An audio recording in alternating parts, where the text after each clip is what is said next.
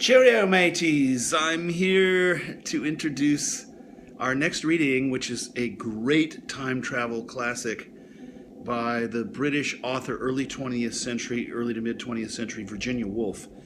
And I decided I would stand here in front of this Buddhist iconography because, as many of you know, Buddhist and Hindu religious traditions include reincarnation. And the premise of this novel that you're about to read, Orlando, goes along with daydreams that maybe many of us have had.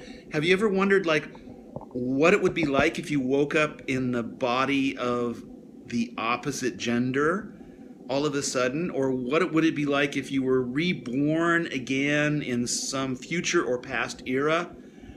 So the plot of this particular delightful novel is, what if that happened both at the same time?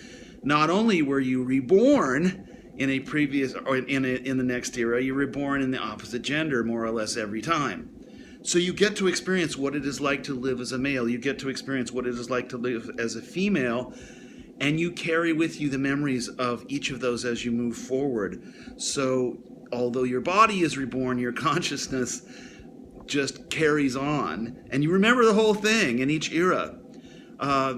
This is from a woman, Virginia Woolf, by the way, who in her writing and nonfiction writing also wondered, what about Mr. Shakespeare over here? I'm trying to show you Shakespeare.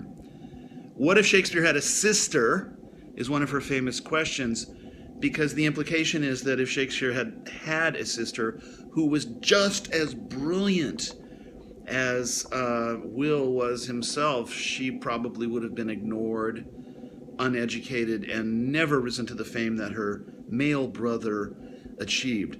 So this is the writing of somebody who now you would think of, we didn't have the word quite yet, as an early feminist author, a magnificent advocate for women's rights all through her life, a magnificent advocate for pacifism all through her life, and also one of the great novelists in British history, period. So I look forward to introducing you to the delights of this woman's prose.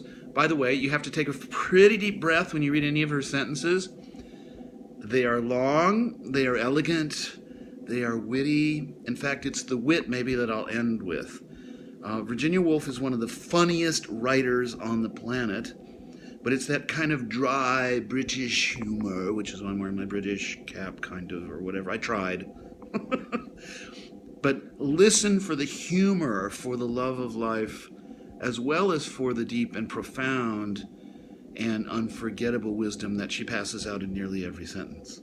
I'll look forward to reading your first journals and post another journal another video a little bit later this week.